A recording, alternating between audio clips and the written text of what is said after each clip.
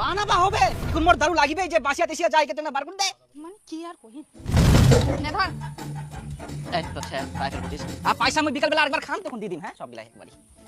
I দেখ সকালবেলা আসি আপনি টাকা নিয়ে আসেনি মাতালগুলোর কাছে আমার ভালো লাগেনি বিকালবেলা দিবা চাই আর দিবে না দিম চেতাইস না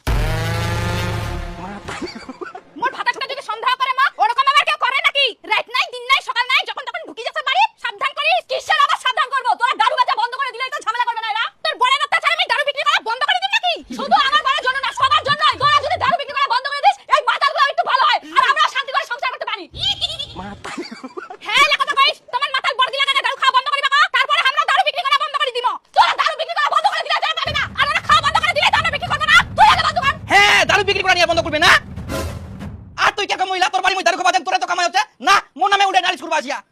মই বুঝান সকাল সকাল মোর জন্য দারু নিয়ে এসে এক বোতল ও ঝগড়া লাগবা আসিয়া